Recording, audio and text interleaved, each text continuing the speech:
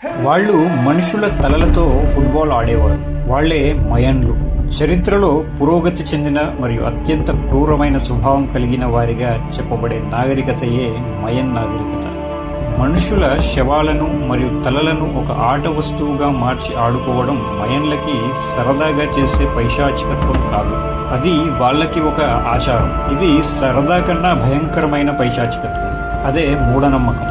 వాళ్ల నమ్మకాలని అర్థం చేసుకోవాలంటే వాళ్ల గురించి కొంతైనా తెలుసుకోవాలి. ప్రపంచంలో వివిధ ప్రాంతాల్లో అనేక భిన్నమైన నాగరికతలు వెలుగులోకి వచ్చిన వీటిలోంచి మిస్టరీగా మిగిలిపోయిన చాలా భిన్నమైన మరియు చాలా అభివృద్ధి చెందిన నాగరికతల గురించి చూసినట్లయితే మనకి ముందుగా వినబడే 3 నాగరికతల్లో ఒకటి ఈజిప్ట్ నాగరికత, 2 సింధు నాగరికత, 3 మయన్ల నాగరికత. చాలా అభివృద్ధి చెందిన మయన్ సివిలైజేషన్ పరిశీలిస్తే వీళ్ళు భవిష్యత్తును ముందే ఊహించే మేధాశక్తి కలిగి ఉండేవారు. మయన్లు ఖగోళ శాస్త్రంలో గణిత, వాస్తు నైపుణ్యం గలవారు.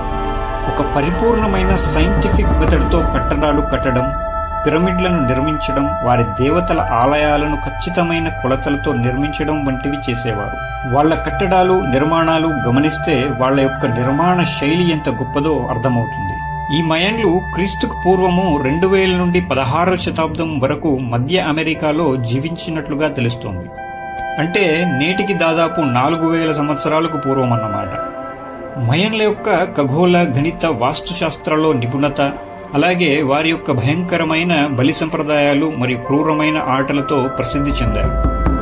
మయన్లు సృష్టించిన వాటిలో అద్భుతమైనవి ఒకటి వారి క్యాలెండర్. అదే మయన్ క్యాలెండర్ గా ప్రసిద్ధి చెందింది. మయన్ క్యాలెండర్ ప్రకారం 2012లో ప్రపంచం అంతమవుతుందని చాలా మంది అనుకున్నారు. కానీ 2012 నాటికి మయన్ క్యాలెండర్ ఒకటి ముగిసి అక్కడి నుండే మరొక క్యాలెండర్ ప్రారంభమయ్యే విధంగా దాన్ని రూపొందించారు. 2, వారు నిర్మించిన నిర్మాణాలపై సున్నాతో పాటు రహస్యమైన లిపితో అర్థం కాని గణాంకాలు కూడా ఒక మిస్టరీయే.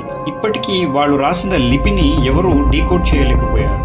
3, వారు నిర్మించిన పెద్ద పెద్ద పిరమిడ్లు, దేవాలయాలు. ఇక 4వది భయంకరమైన బలి విధానం. వారు నమ్మే వారి దేవతల కోసం, అలాగే వారి రాజుల కోసం మానవులను బలిచ్చేవారు. ఏదైనా ప్రకృతి విపత్తు లేదా సంక్షోభం జరిగినప్పుడు ప్రకృతిని శాంతపరచాలంటే మానవ బలి ఇవ్వడం వారికి సర్వసాధారణమైన సంప్రదాయం. అలాగే మయన్ రాజులు మరియు ప్రముఖ వ్యక్తులు తమ శరీరాన్ని కోసి ఆ రక్తాన్ని వారి దేవతలకు సమర్పించేవారు.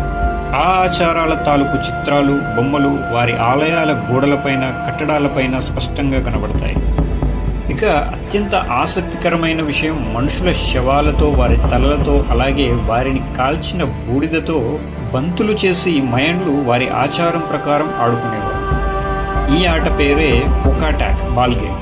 మయన్ సివిలైజేషన్ అనగానే వాళ్ల జ్ఞానంతో పాటు వెంటనే వాళ్ల క్రూరత్వము గుర్తురావడానికి కారణం ఈ ప్రధాన ఆట పోకోటాక్.